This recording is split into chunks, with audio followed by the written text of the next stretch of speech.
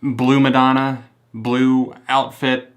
You gotta at least give me props. I'm out here trying, maybe I don't have the Gucci inspired outfit, but I'm in blue. Maybe I look like I'm about to go to Walmart, or maybe, you know what, maybe this is the next Gucci look. Who knows? Dunder Mifflin, Vans, collab, Gucci, 2018.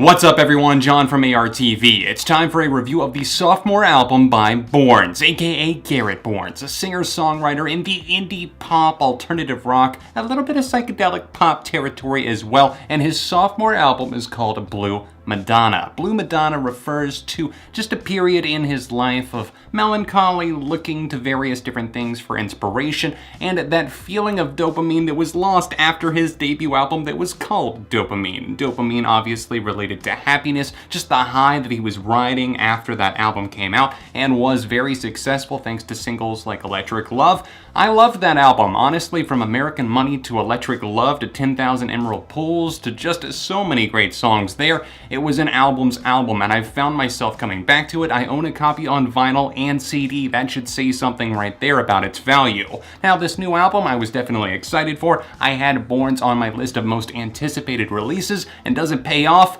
Yes, it does, and I'm going to talk about why it does, and I'm going to talk about why I'm glad that he mixed it up. Børns as a singer is so unique, and I'm not going to lie, I was one of the people that actually thought that it was a female voice the first time I heard Electric Love, and that's something that he has accepted, he's said, as an artist. He knows, and I think he actually kind of likes it at this point, and that does kind of make me smile, because when you're able to hit such a high register, you hit those high notes, it's obviously going to give people the impression sometimes that, hey, maybe this is just a woman singing.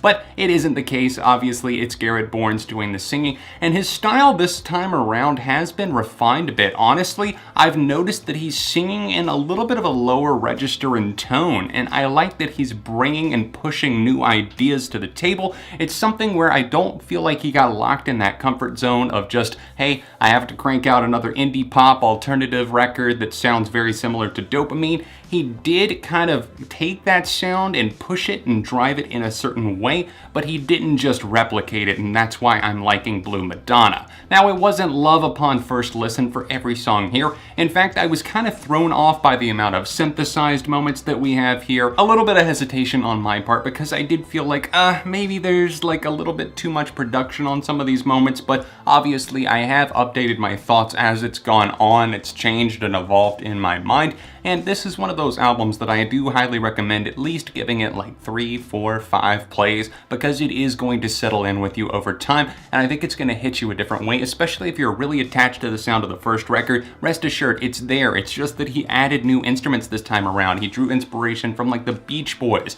and obviously his musical companion Lana Del Rey. It does sound like he was spending a lot of time with her, listening to some of the stuff that she seems inspired by as well. But the good thing is that he doesn't get bogged down in that, and you guys probably know I'm not Lana Del Rey's biggest fan, but their collaboration here, I should say there are 2 collaborations, only one of them is actually credited. She did do backing vocals on the title track Blue Madonna, but their actual collaboration, God Save Our Young Blood, I wasn't into that song the first time I heard it, but now I have to say, damn, that is one of my favorite songs on this record. What a great collaboration, 2 voices and vibes that perfectly align, and the overall arcing theme of the track. I love the build, the steady growth of the synthesizer. The production does just make you feel like you're an outlier climbing up a mountain with Børns and Lana, and this is an odd feeling to be having, but it just feels euphoric, especially in the verses. I like the way that they're so planned out, and the way that that path so steadily leads to the chorus,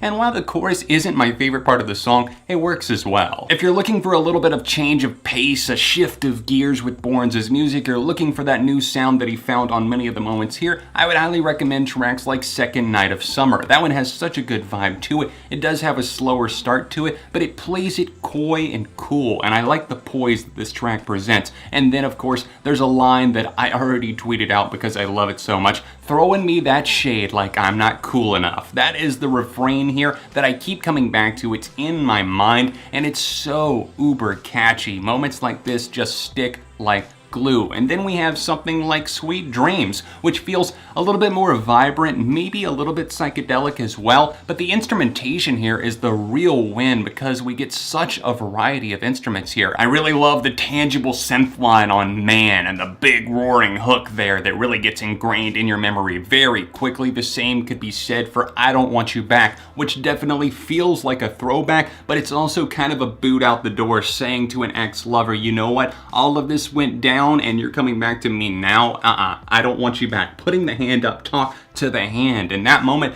does play it very cool, and it's a charming track in an odd way, but it's definitely a moment that's really standing out to me and sticking with me. I briefly mentioned Faded Heart already, and it was one of my favorite songs of the month of July when it came out. I talked about it in a little track review roundup, songs I recommended for the month, and it has been one of my favorite songs that consistently gets plays, especially in some of my more like indie pop playlists and that sort of thing. It's a moment where I feel like he was channeling the vibes of his first record, but he wasn't totally set on sticking with it. Now, I was a bit worried. I was like, if he continues the entire album like this, it could just sound like a revamped 2.0 of Dopamine, but fortunately, it didn't run like that whatsoever, so this track is highly welcomed here. In fact, I would say this is the most Dopamine sounding moment on the record. It gets a bit repetitive in places, and I admit that there's some vocal moments that aren't as engaging as others, but overall, there's not a ton of dislikes for me on the album. Towards the end, it slows down a bit. I really like the tension interlude. I do wish that one was a lot longer. It reminds me a little bit of like Tame Impala and the transitions that Kevin Parker did on that record,